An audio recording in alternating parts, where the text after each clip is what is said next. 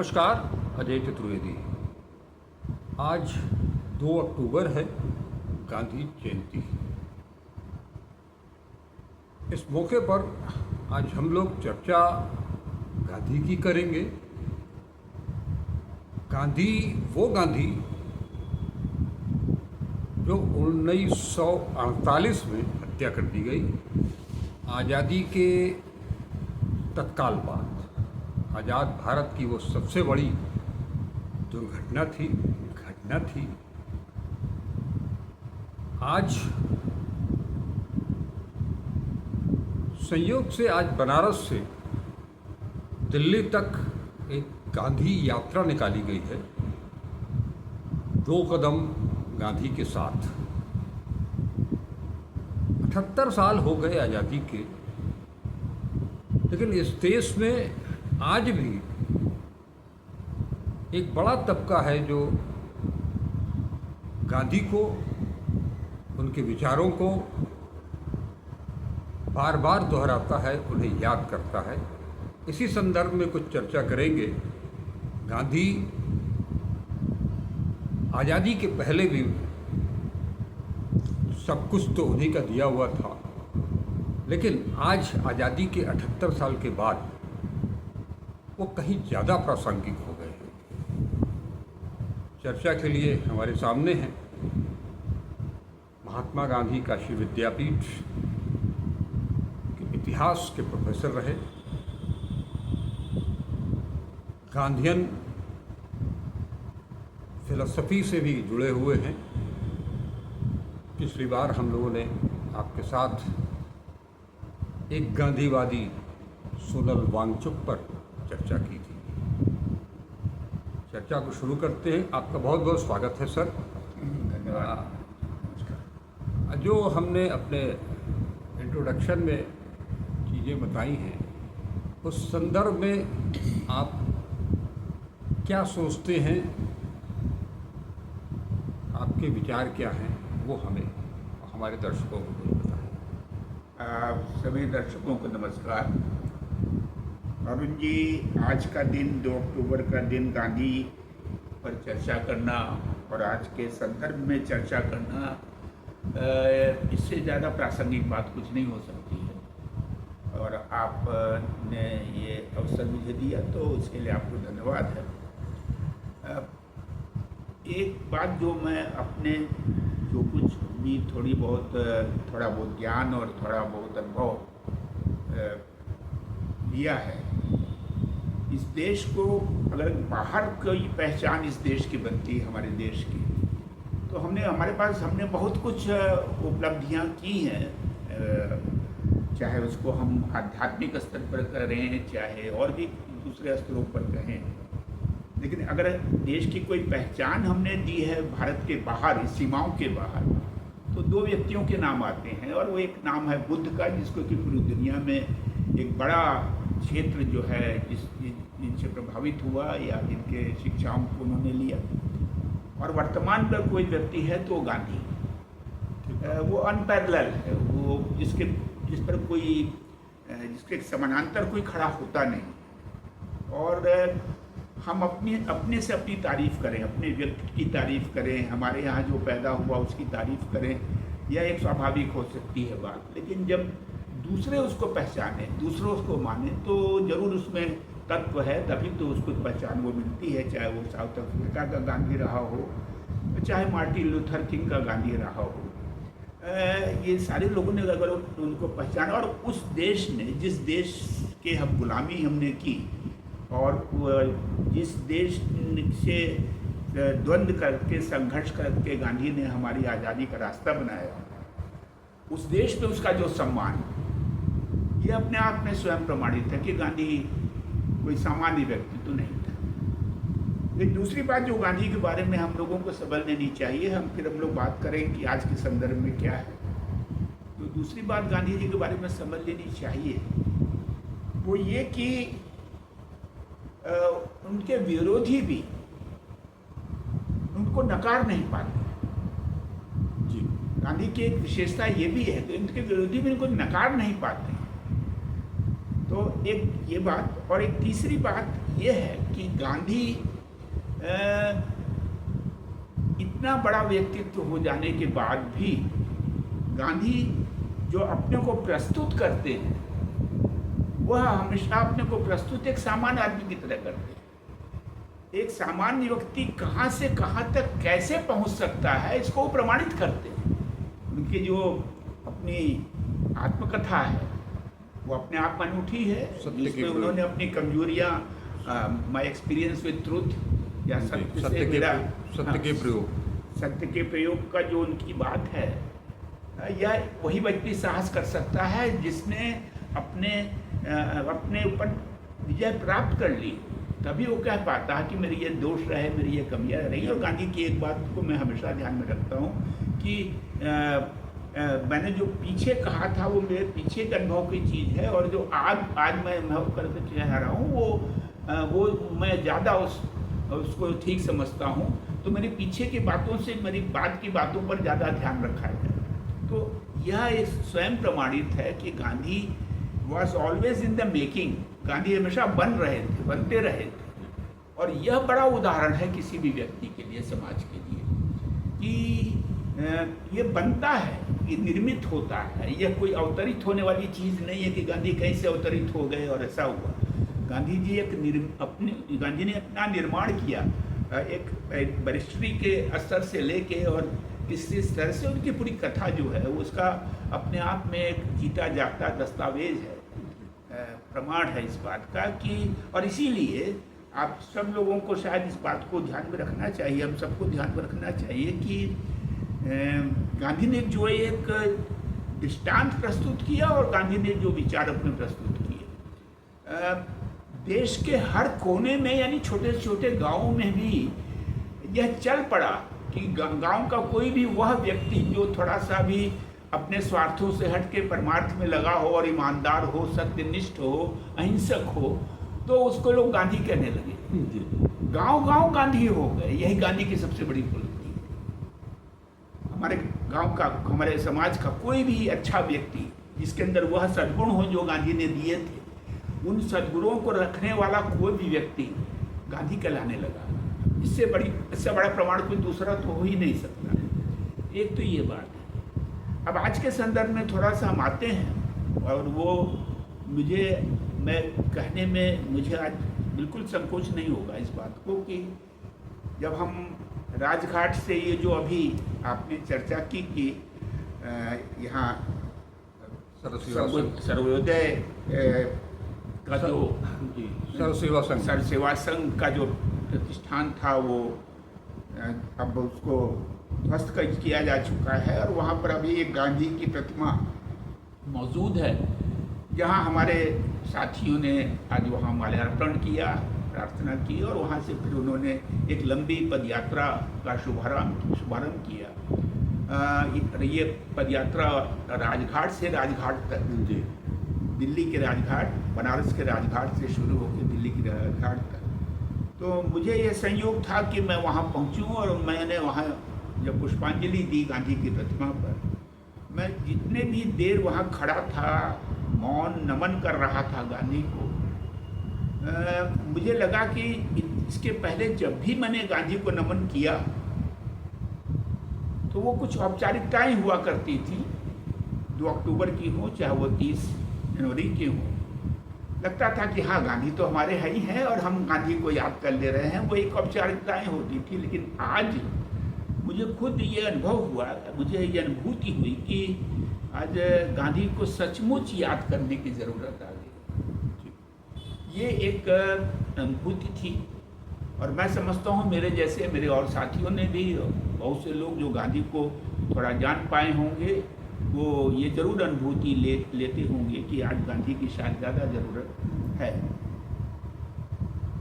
संदर्भ बहुत स्पष्ट है कि जो एक सत्य का आग्रह होता है, जो गांधी ने मूल रूप से, रोचक बात ये थी कि गांधी ने कभी शत्रु को शत्रु नहीं कहा।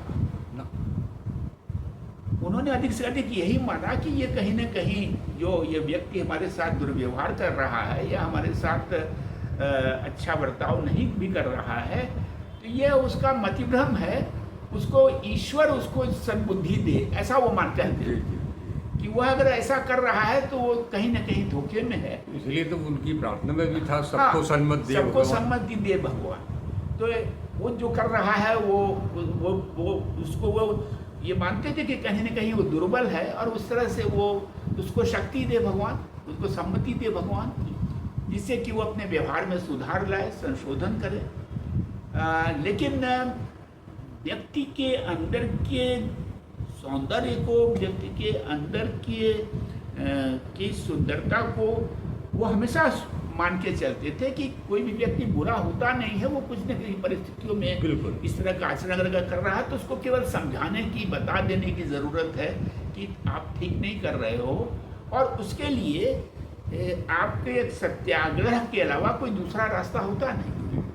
क्योंकि अगर हम सत्याग्रह नहीं करते हैं तो ये बात भी साफ है कि फिर हम उसकी शर्तों को मानने के लिए बाध्य हो जाते हैं, विवश हो जाते हैं, और हम जब विवश हो जाते हैं तो हम उसके जैसे हो जाते हैं। तो अगर हमको उसके ही जैसे होना है तो फिर हमारी बात का कोई मतलब नहीं रह जाता। तो ये एक सत्याग्रह बहुत कठिन चीज़ थी, और गांधी ने इतने लोगों को अपने सत्याग्रह के लिए तैयार कर दिया, ये मामूली बात नहीं थी, जिसको कि उनके समय के जब रिपोर्टर्स आते थे बाहर से, वो देख के आश्चर्य करते रहते थे कि ये कैसे ये लोगों को अपने को पिटवाने के लिए आगे कर सकते हैं। लोग स्वयं जा रहे हों, मतलब कोई किसी को ठेल नहीं रहा हो, और जख्म खा रहे हों, चोट खा रहे हों, और फिर भी जो कि है वो करने के लिए तैयार हैं। आज के संदर्भ में जब हम बात सोचें तो शायद जो सबसे बड़ी त्रासदी हमारे यहाँ ये है, वो दिखाई दे रही है, वो हमारा सत्याग्रह की जो शक्ति जो गांधी जी ने दी थी इस देश को, इस जनता को, वो शक्ति कमजोर पड़ गई, उस शक्ति में कमी आ गई, उस शक्ति में दुर्बलता आ गई। दूसरा क्या करता है, शासन क्या करता है, सत्ता क्या करती है, वो तो हमेशा से करती रही है, करती रहेगी। कोई भी सत्ता शासन होता है तो वो अपने हित में वो सारे काम करती है जो स्वाभाविक भी होते हैं और जो अनपेक्षित होते हैं आमतौर पर, लेकिन वो होते रहते हैं। तो लेकिन उसके कर्म से ज़्यादा महत्वपूर्ण ये है कि जो सत्याग्रही है, जिसको कोई चीज़ सही गलत का जो न्यायोचित या न्याय के विरुद्ध जो बातों के बारे में भेद न कर पाते हों, यह एक बड़ा दुर्भाग्य का विषय है कि उस सत्याग्रह में हमारे कमजोरी आती हुई दिखाई दी, बहुत ज़्यादा कमजोरी आती दिखाई। और देखिए, गांधी जी की जब बातों को हम ज़्यादा उधर ले जाते हैं तो ये बात समझनी भी ये भी चाहिए कि गांधी जी का सत्याग्रह केवल किसी शासन से टकराने वाला नहीं है। जी जी, वह सत्याग्रह अपने घर के अंदर की चीज़ों से लेके बाहर तक, अपने समाज में, रोजमर्रा की जिंदगी में वो चीज़, और उसके अलावा वो तो व्यक्तिगत जीवन में भी जीवन में उसका अनुपालन करने की बात है। वो केवल के सत्ता से टकराने वाली बात तक सीमित नहीं था, और उसका वो अंतिम लक्ष्य तो बनता है कि हम ऐसे समाज का निर्माण करें, इस समाज में ज़्यादा सत्यनिष्ठा हो, ज़्यादा परस्पर प्रेम हो, सौहार्द हो, ऐसी स्थितियों का निर्माण हो सके, और सत्ता उसकी संरक्षक हो, ऐसी स्थितियों की संरक्षक हो। अगर प्रेरक न हो तो कम से कम संरक्षक। तो ये एक स्थिति तो ये है। अब हम अगर सर यहाँ एक चीज़ पूछना चाहूँगा कि जब भी आपने बताया कि सत्ता जो गांधीयन फिलॉसफी है, जो उनकी सोच है, उसमें अपने व्यक्ति से लेकर के परिवार, माने निजता से लेकर के निज और परिवार, समाज और सत्ता से लड़ने की जो बात आई है, सत्य को लेकर के, भाईचारे को लेकर के, सौहार्द को लेकर के, वो आपने बताया कि कम से कम उसका संरक्षण करें। क्या ऐसा कुछ दिखाई दे रहा है? हम लोग आज के संदर्भ में बात जब कर रहे आप हैं। वर्तमान संदर्भ में हम बात करेंगे तो निश्चित रूप से हम लोग एक त्रासदी के दौर में हैं। मुझसे एक अधिकारी ने प्रश्न किया जब हम माल्यार्पण जब पुष्पांजलि देके गांधी को उतर रहे थे तो उन्होंने कहा आप शिक्षक रहे, क्या पढ़ाते थे? हमने कहा कि मैं तो इतिहास पढ़ाता था, लेकिन मैं अब इतिहास बनते हुए देख रहा हूँ। हमने जो पढ़ाया था उसको अब प्रत्यक्ष घटित होते भी देख रहा हूँ। गांधी ने जो अनुभव किया होगा, जो हमारे देश के गुलामी के समय में हमारे लोगों ने अनुभव किया होगा, हम आज़ादी के बाद भी उसको फिर से अनुभव करेंगे, ऐसी अनुभूति हम अभी कर रहे हैं। शायद आपको ने सुना होगा, कुछ लोगों को, कुछ बड़े विचारक, अभी अनंत मूर्ति थे बेंगलोर में, उनकी मृत्यु जल्दी ही हो गई थी अभी 10 साल पहले, और वो कुछ बेचारे खिन्न थे उस समय से ही जो स्थितियाँ बननी शुरू हुई थी, तो वो खिन्न हुए और उन्होंने कहा कि हमारे देश में स्थितियाँ बहुत ख़राब हैं, अब बहुत जीवित रहने का मन नहीं करता है। ये उनका रिएक्शन था, प्रतिक्रिया थी। स्वाभाविक से गांधीवादी, समाजवादी जो इस प्रवृत्ति के लोग थे, शांतिवादी लोग थे, जो समाज के अंदर जिस तरह का तनाव और जिस तरह का आपस में एक दूसरे को परास्त करने की जिस तरह के तरीके नई सत्ता के दौरान आए, तो उससे बहुत से ऐसे लोगों को ऐसी अनुभूति हुई। तो हम भी ऐसा अनुभव करते हैं कि हम लोगों ने एक आज़ाद भारत में जन्म लिया और उस आज़ादी को अनुभव करते हुए ही विदा होना चाहिए जी। ये एक हम सब लोग जैसे लोगों की ये ख्वाहिश है कि, लेकिन वो कहीं न कहीं वो अनुभव करने में कहीं न कहीं कोई संकट दिखाई दे रहा है, क्योंकि वाणी का संकट, स्वतंत्रता और वो सारी चीज़ें जो प्रमुख चीज़ें थी, आपको अपने सत्य की बात कहने में जो चुनौतियां हैं, जो संकट हैं, वो निश्चित रूप से ज़्यादा गंभीर होते जा रहे हैं। कई गंदे तरीके के शब्द भी प्रचारित हुए, जैसे अर्बन नक्सल शब्द जैसा भी प्रचारित हुआ, यानी जो हमारे यहाँ प्रबुद्ध और विद्वान और इंटेलेक्चुअल वर्ग था, जो कहीं न कहीं समाज का सरोकार रखता था, कमज़ोर लोगों के लिए प्रति सरोकार रखता था, उसके लिए अपने को काफ़ी कुछ वो अपना योगदान देता था या काम करता था। उनके लिए, उनके पक्ष में बात करने वाले बहुत से ऐसे हमारे लोगों के साथ इस तरह की दुर्घटनाएँ हुई, जिनको कि जेलों में और देशद्रोही जैसी स्थिति में डाल दिया गया और अर्बन नक्सल जैसी भक्तियाँ उनके ऊपर आई। तो यह एक बहुत खतरनाक बात कही। अभी आप जैसे देशद्रोही की बात की, हम लोग जो पढ़े हैं, जो सुने हैं, उसके अनुसार देशद्रोह और राजद्रोह दो तरह के शब्द हुआ करते थे वाकई। आज राजद्रोह खत्म हो गया है, या राजद्रोह को ही देशद्रोह मान लिया गया है, उसी को तब्दील कर लिया गया, देशद्रोह में ही तब्दील कर लिया गया। वही बात, क्योंकि हम भाई शासन सत्ता जो भी है सत्ता में, हम वर्तमान सत्ता की ही बात नहीं करते हैं, उसके पहले भी इस तरह की बहुत सारी चीज़ें हुई हैं। तो हम कम से कम आखिर जो हमको गलत दिखाई दे रहा है उसको हम कहेंगे, तो बिना कहे हम उसको स्वीकार करते जाएं, तो ये तो गलत चीज़ होगी। वो तो अंतर्निहित है हमारी व्यवस्था में जी। विरोध, प्रतिवाद, वह तो अंतर्निहित है हमारी संवैधानिक व्यवस्था में, अंतर्निहित है। अगर ऐसा न होता तो संसद जो चुनाव होता है उसमें प्रतिपक्ष भी होता है। हाँ। तो प्रतिपक्ष, या तो फिर ये होता कि जो लोग चुन लिए गए, बहुमत में चुन लिए गए, प्रतिपक्ष वहाँ रहेगा ही नहीं, बाकी खाली जो लोग चुने, सरकार बनाने लायक जो लोग हैं, बस केवल वही लोग तंत्र चलाएंगे, शेष लोगों की जब भूमिका तब तक नहीं रहेगी जब तक वो अगला चुनाव में वो जीत के नहीं आ जाते हैं, या वो ऐसा हो जाता है। कोशिश तो वही स्थिति ले आने की दिखाई दे रही है। तो वो एक, तो यानी अगर ये व्यवस्था है, अगर प्रतिपक्ष का एक स्वीकार्य तत्व है जी, तो प्रतिपक्ष का मतलब है कि विरोध, वो बातें संशोधन करना, विरोध करना, सरकार द्वारा किए गए वायदों को याद दिलाना, या जो हमारी संवैधानिक व्यवस्थाओं के जो विपरीत आचरण हो रहा है उसको इंगित करना, या तो प्रतिपक्ष का स्वाभाविक सा। और फिर प्रतिपक्ष तो छोड़ दीजिए कि अगर वो एक राजनीतिक दलों से जुड़ी हुई चीज़ है उसके भी बात छोड़ दीजिए, तो एक सामान्य नागरिक का ये अधिकार होता है कि उसके साथ जो व्यवहार हो रहा है समाज में, जो उसके राइट्स हैं, उसके जो अधिकार हैं, उन अधिकारों को कोई चुनौती न हो रही हो, इसके लिए तो उसको कहना ही पड़ेगा। तो मतलब ये तो देशद्रोह वाली बात तो यहाँ कहीं आती ही नहीं है। तो अच्छा, और अगर इसको अधिक से अधिक आप राजद्रोह तक भी कराना मुश्किल है, क्योंकि राजद्रोह भी इसको डिफाइन नहीं कर सकते। देशद्रोह तो बहुत बड़ी चीज हो गई, राजद्रोह भी डिफाइन करना उसको, ये तो सिंपली संवाद है। ये संवाद है किसी लोकतंत्र के बीच, कोई दूसरा किसी बात को इंगित करता है और कोई भी योजना है, कोई परियोजना है, उसमें कहीं कोई कमी है उसको इंगित करना, उसको विचार में लाना, ये तो बहुत एक स्वाभाविक, ये लोकतांत्रिक व्यवस्था का एक आधारभूत सिद्धांत है।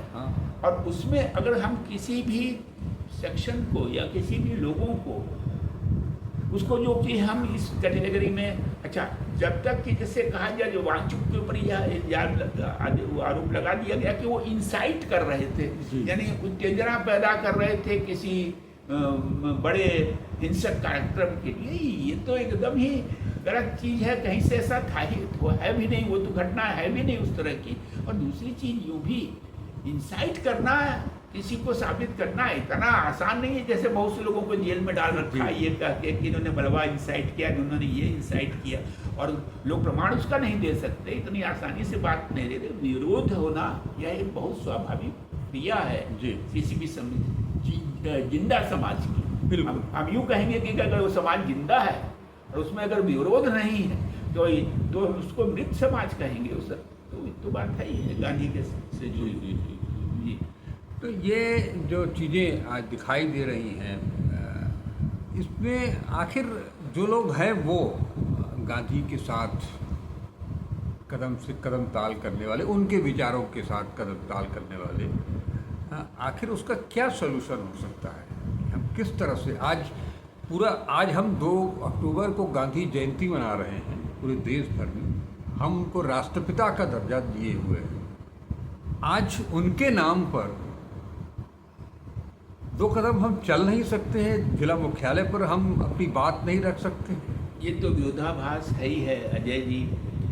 ये विरोधाभास इससे बड़ा क्या हो सकता है कि हमारे प्रधानमंत्री आज के दिन राजघाट पर जाके पुष्पांजलि अर्पित करते हैं गांधी समाधि पर, हमारे प्रधानमंत्री। और उनका ही प्रशासन, उनके ही शासन में गांधीवादियों को गांधी की बातों को लेके पदयात्रा करने से अगर प्रतिबंधित होना पड़े, रुका जाए। नहीं, यहाँ अभी आप उस समय शायद नहीं थे, मास्टर नंदलाल जी बता रहे थे कि जो कारण बताए गए हैं जिला मुख्यालय तक न जाने देने की, उसमें ये भी है कि ऊपर से हम लोगों को आदेश था कि इस तरह के कोई आयोजन नहीं होने चाहिए। तो ऐसा तो कुछ भी नहीं था कि ये कोई आंदोलन का रूप था, कुछ नहीं। ये तो स्वाभाविक, ये तो पहले से पूर्व निर्धारित राजघाट से राजघाट तक की एक पदयात्रा है गांधी की बात को लेके जाते हुए। जिला मुख्यालय में तो कोई ऐसा उद्देश्य नहीं था कि वहाँ कोई ज्ञापन नया देना था, वो सब लोग यात्रा करनी थी। तो उस यात्रा को पर रोक लगना, अच्छा अगर यूँ कहा जाए कि अगर पूरा शहर कर्फ्यू में है तो कर्फ्यू में तो नहीं है। 2 तरह के आयोजन तो बड़े प्रभावी ढंग से आयोजित हैं।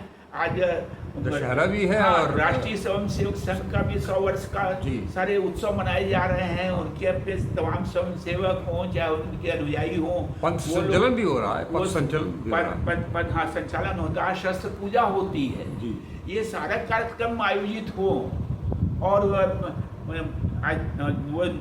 आज दशमी है तो उसके साथ दुर्गा की मूर्तियों का विसर्जन का भी कार्यक्रम शुरू होता है। दशहरा विजयादशमी मनाया जाता है। लोगों के कांग्रेगेशन की बात है, लोगों के एक जगह पर इकट्ठा होने की बात है, लोगों के उत्सव मनाने की बात है। उसमें एक शांतिपूर्ण पदयात्रा अगर निकलती चली जाए तो उसको लेके इतनी आपत्ति क्यों हो सकती है, या उसको लेकर इतनी शंकाएं क्यों हो सकती है?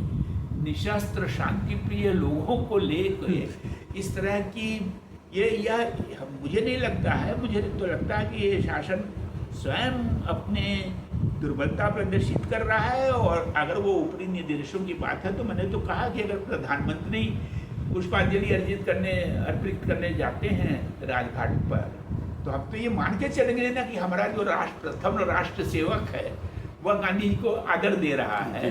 तो गांधी जी को आदर देने वाले दूसरे लोग क्यों इससे प्रतिरोधित किए जाए। नहीं, वही चीज़ें हैं। आप देख सकते हैं, आपने शुरुआत में की कि जिस बात से कि राजघाट पर जो सर्व सेवा संघ और जो उनकी एक संस्थान था, वहाँ पर पब्लिकेशन भी होता था, उसको जबीदोज किया गया। गांधी के विचारों की जो पुस्तकें थी, लाइब्रेरी थी, उन सबको ख़त्म कर दिया गया।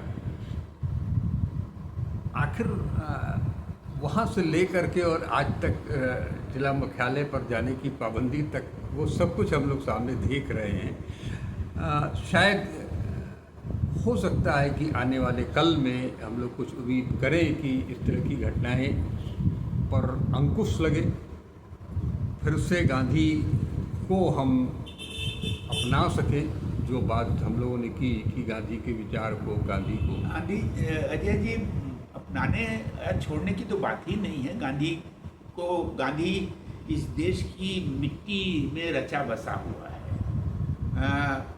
उसके ऊपर मुखर रूप से बातें अगर कभी कम भी हो जाती हैं तो भी वो गांधी कभी यहाँ से विलोपित होने वाला नहीं है। गांधी एक सार्वकालिक व्यक्तित्व है, इसलिए उसको तो कोई बात नहीं है। बात ये इतना ही होता है कि कभी कोई सत्ता, प्रशासन, प्रतिष्ठान गांधी को नकारने लगे या गांधी को अनदेखा करने लगे या उसके अपने उद्देश्य कुछ दूसरे हो जाए, तो उससे भी गांधी खत्म नहीं होने वाला है। आप यही अपेक्षा कर सकते हैं कि गांधी के बारे में चर्चा, गांधी के लिए कार्यक्रम और गांधी के सारी नीतियों के अनुपालन में जो कमी आई है, वो चीज़ पुनर्जीवित हो सके, फिर से एक स्वस्थ वातावरण निर्मित हो सके। हम नहीं कहते, बहुत सारे विचार, देखिए, क्रियाएं, प्रतिक्रियाएं, और हम तो हमेशा कहते हैं कि जहाँ क्रांति होगी वहाँ प्रतिक्रांतियाँ भी होती ही हैं। हम तो ये मान रहे हैं कि हम एक प्रतिक्रांति के दौर में हैं। ये प्रतिक्रांति का दौर है, तो उस हर प्रतिक्रांति के भी कुछ समर्थक हुआ करते हैं, हर प्रतिक्रांति के भी कुछ अनुयायी हुआ करते हैं। और शायद हम समझते हैं जो सबसे बड़ी कमी आ गई है, एक बारीक बातें हम सब लोगों को साथ सबको समझनी ही चाहिए। जो सबसे बड़ी कमी आई है एक्चुअली, वह एक नए प्रकार के पूंजीवादी वातावरण की वजह से आई। ये जो देखिए, गांधी को नकारा कई जगहों पर जा शुरू हुआ। पहले तो कुछ लोग जो इन लालसाओं में थे, इन लालसाओं में कि हमको कुछ प्राप्त करना है, अपने जीवन को ज़्यादा समृद्ध बनाना है। समृद्ध बनाना तो अच्छी बात है सबको, लेकिन जो गांधी का मूल विचार था कि भाई उतना ही जितना आवश्यक हो, जहाँ भी वो अतिरिक्त होगा तुम्हारे पास, तो वो किसी का हिस्सा चुराया जाएगा। कहीं किसी के पास ज़्यादा अगर है तो इसका मतलब कहीं पर कम है। तो वो कहते थे ना कि इस प्रकृति ने मनुष्य को इतना कुछ दिया हुआ है कि कोई भी व्यक्ति यहाँ पर जीवन यापन कर सकता है अच्छे ढंग से, लेकिन अगर कोई इससे वंचित होता है, इसका मतलब ये है कि कहीं पर कुछ ज़्यादा, कहीं ज़्यादा संकलित हो गया है। तो गांधी समाजवाद की बात खुल के नहीं करते थे, वो किसी समाजवादी सिद्धांत की बात नहीं करते थे, वो मानवतावादी सिद्धांत की बात करते थे। और मानवता में ही वो ट्रस्टीशिप और इन सारी चीज़ों की बात करते थे कि अगर आपके पास ज़्यादा है तो उसको बांटिए। जो साम्यवादी तरीका है कि हम छीन के दूसरे को देंगे, उससे हट के वो ये कहते थे मनुष्य के अंदर मानवता है और उसकी मानवता को जगना चाहिए, और वो जो की है उसके पास अगर ज़्यादा है तो उसको दूसरे में बांटना चाहिए। यह एक बात। लेकिन यह भी बात उससे जुड़ी हुई थी, ये बांटना और लोगों के बीच में आपस में परस्परता पैदा होने के लिए उस वातावरण की भी ज़रूरत है जिसमें कि आदमी के अंदर लोभ ज़्यादा जागृत न हो। और जब लोभ जागृत होगा तो फिर कोई बांटेगा नहीं। इसलिए जो गांधी के मूल सिद्धांत हैं, जब हम लोग उस तरफ मुड़ते हैं तो ये जो पूरी दुनिया में एक नया प्रकार का प्रलोभन पैदा हुआ है, हमारे यहाँ जो एक वर्गीय चरित्र नए ढंग से बनना शुरू हुआ है मध्यम वर्ग का। देखिए, मध्यम वर्ग हमेशा मध्यस्थता करता रहा है। हमारा मध्यम वर्ग लोभी जब होना शुरू हुआ, विचलन वहाँ से आता है। जो धनाढ्य है वो अपने लोभ में, अर्थ लोभ में बहुत कुछ करता रहता है, पहले भी करता था, अभी भी करता है, और कभी कभी वो जो कि है धर्म खाता चलाता रहता है, वो एक अलग चीज़ है। लेकिन जो मध्यम वर्ग होता था एक सचेत वर्ग होता था। हमारा मध्यम वर्ग जो है प्रलोभन में फंसा है। उस प्रलोभन में जब फंसता है तो वो गांधी को नकारना शुरू कर देता है, वो गांधी को पुरानी बात कहना शुरू कर देता है, वो समय के साथ खत्म हुई बात मानने लगता है। ऐसा है नहीं, गांधी तो हमेशा जीवित रहेगा। वो एक मूल सिद्धांत है, उसके बिना कोई समाज ठीक से चल नहीं सकता। जी बहुत बहुत शुक्रिया। आज इस कार्यक्रम को भी हम लोग इस पर चर्चा को उसी प्रार्थना के साथ पूरा करते हैं, रघुपति राघव राजा राम सबको सन्मति भगवान। नमस्कार। नमस्कार।